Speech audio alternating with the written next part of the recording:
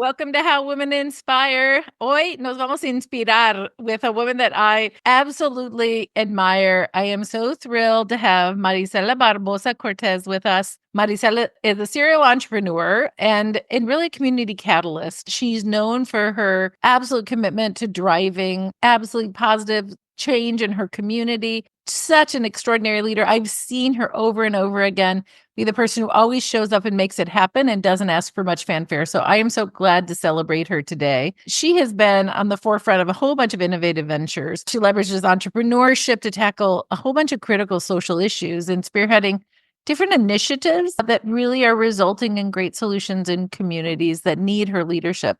Education, community engagement, civic participation, sustainable business development, all are part of the architecture of her creating a better world. And she, in so many ways, well, one, she's the published author of Hispanics and Latinos in Vallejo in California, but she also has been a leader in empowering and stepping up for Latinas and Latinos to help them navigate their journey in economic empowerment. And I met her when we were working on entrepreneurship together for low-income entrepreneurs.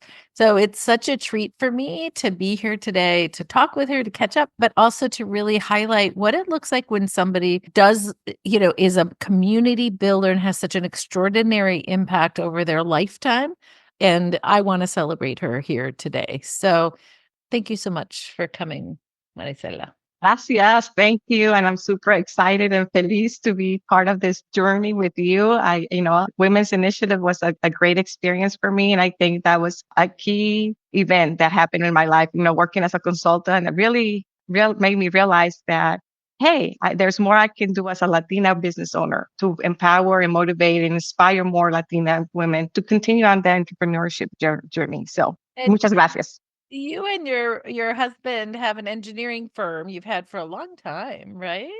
Yeah, we celebrate 20 years this year with that engineering firm. And it's actually, what really kicked off our entrepreneurship journey. And being in that field, it was challenging at the beginning, very challenging because it's not something that you see usually Latinos, or back when we started, there weren't many Latinos that were engineers and owning engineering companies. Yeah. Well, you are such a community icon. Any Latinos in the Bay Area know Marisela and her amazing work. Let's have a little fun and step back. I've got some serious questions to ask you, but I want to know what's your song? What's that fun song that you dance to? Okay, so Katy Perry, Roar. Yes. I love that one. When I need inspiration, that's my song. Yeah, I love that. Fantastic. Well, thank you for that. So we just talked about how you were a ceiling breaker. You have been in so many things. But how has your identity as a Latina really had influenced your entrepreneurial journey? What are the lessons that maybe it brought forward in your business experience? I'm going to back up a little bit and say that I never thought I was going to be a business owner. Okay. I went to college and I had this dream of being corporate executive, right? I was going to wear a red dress, fly a plane. Well, I do have to say thank you. Franklin Templeton actually hired me right out of college and I started my entrepreneurial journey, but I became a mom. And then that kind of changed everything. And that was the first step, as a Latina mother. I wanted to be more with my kids and how can I honor my kids, honor my career, and what can I do? So that's when I started to become a business owner. And I actually started as having a consulting business. I didn't join my husband's company until later on, 2 years later or so. So what happened is that I quickly realized that my cultural background, my heritage, my community, my passion for community, the values that my parents gave me when I was younger, that, like I said, family, persistence, self-reliable, self-sufficient, it was that passion that kept me going. And I think that once I became an entrepreneur and the label Latina entrepreneur, right? Yeah. The Latina business owner, that really was a wow moment for me. Because in the corporate world, I was Marisela Barbosa, but I never really was a Latina corporate world. And it's not that, it's not that I wasn't honoring my culture or that, I didn't see myself as a Latina.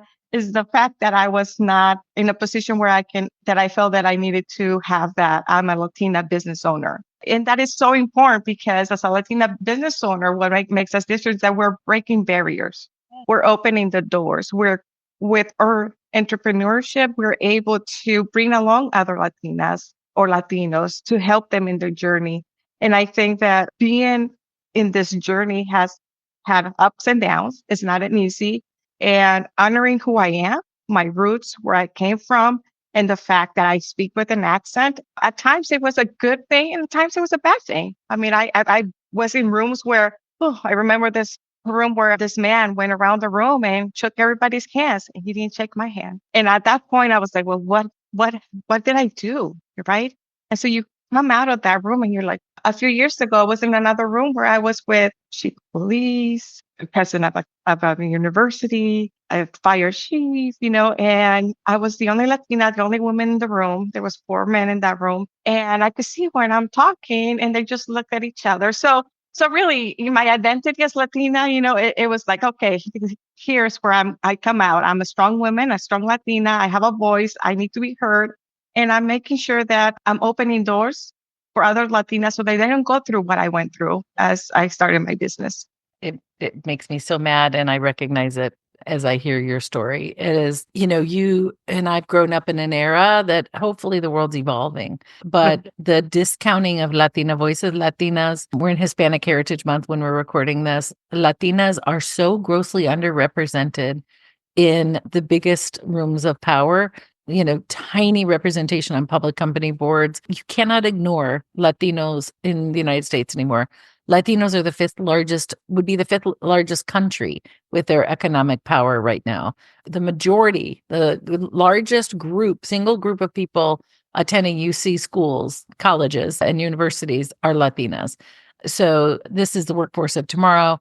It is absolutely essential that leaders like you are heard and elevated for what you've done to build the knowledge base and the confidence and the pathway for Latinos as entrepreneurs.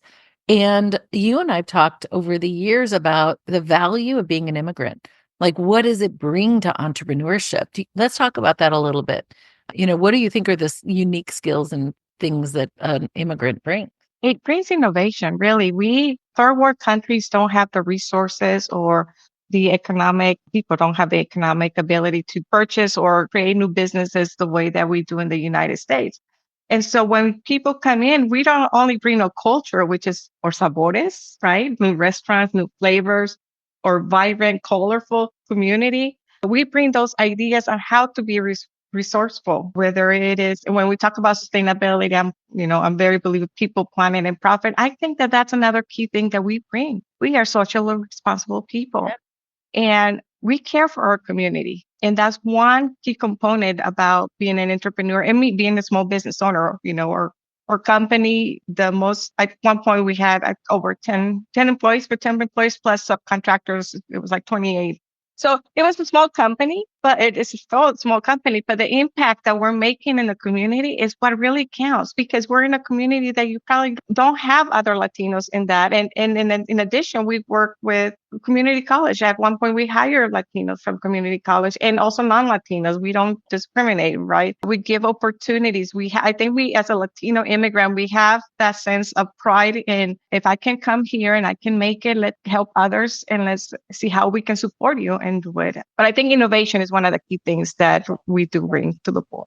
Well, it's interesting when you read all the books about entrepreneurship, they say grit and courage. And it's like, oh, you want to find someone with courage and grit? Find an immigrant. I mean, what does it take to leave your country, go somewhere else, and have to figure out how to, whether it's, the language is, everyone thinks the language is the biggest thing. Oh, please. How are you going to make it in this society, in this world? And we all come here for opportunity to the United States, but the cost to live here is so extraordinary in all ways. So thank you for also calling out social responsibility.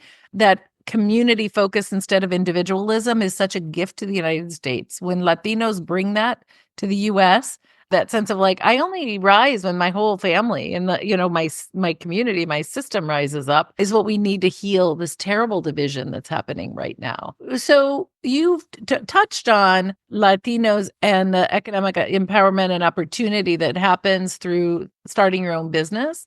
But let's just hang out there for a little bit. Why? So we talked about some of the skill sets, but what is it about the entrepreneurship as a real path for economic power for Latinos? Well, many, most of Latinos, right? We immigrate to this country because we want a better life. My parents, they immigrated here because they wanted us to get a better education. There's no way we were going to get the education that we got here in Mexico. And that's because we're poor.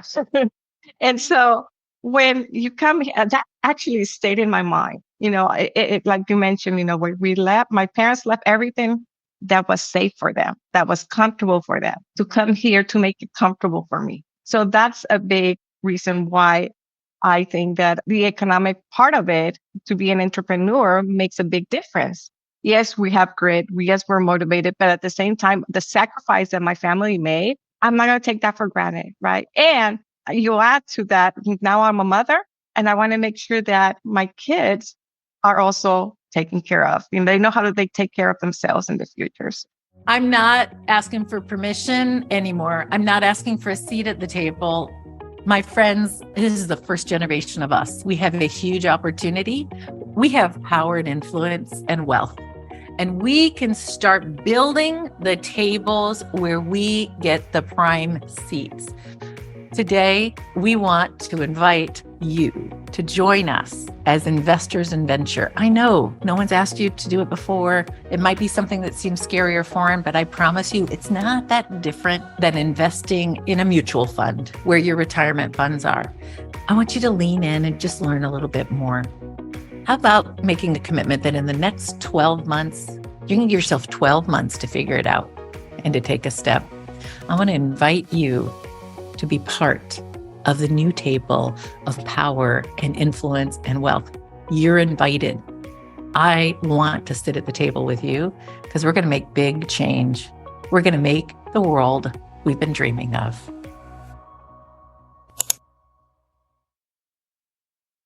Well, and I would just say, from my perspective, if I can chime in, you have unlimited financial earning potential when you're an entrepreneur. When you work for somebody else, they're the ones who are the decision makers about whether you get the promotion or make more money. And so I think that for someone who's hardworking and innovative and courageous, start your own business. To me, that's like the way to win. Yeah, but I do have to say, it's not easy. It's not an easy pathway. It's a hard pathway.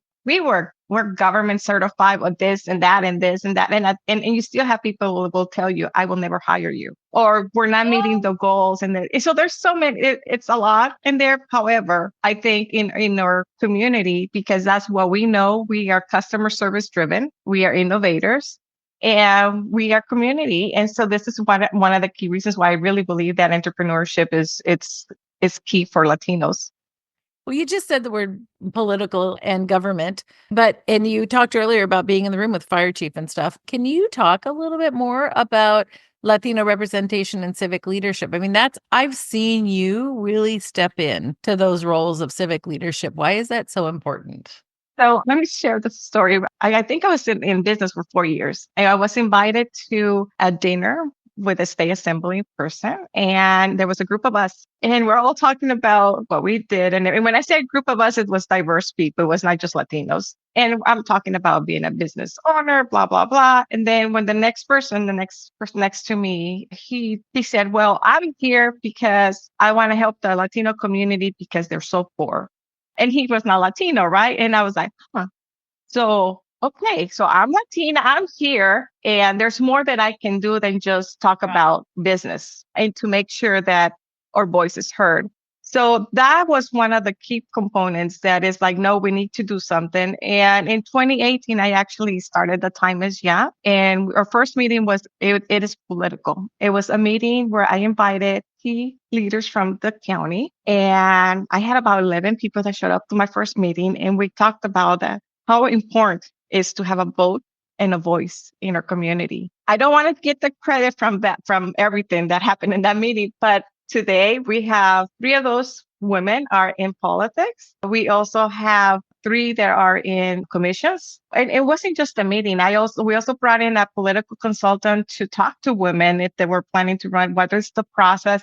And so that's when I actually started to say, there's more to Latinos than just an economic power. We have to learn how to use that economic power into a voting power, into a voice, because there's times that I feel like I'm a target with a dollar sign where everybody wants to tell me stuff.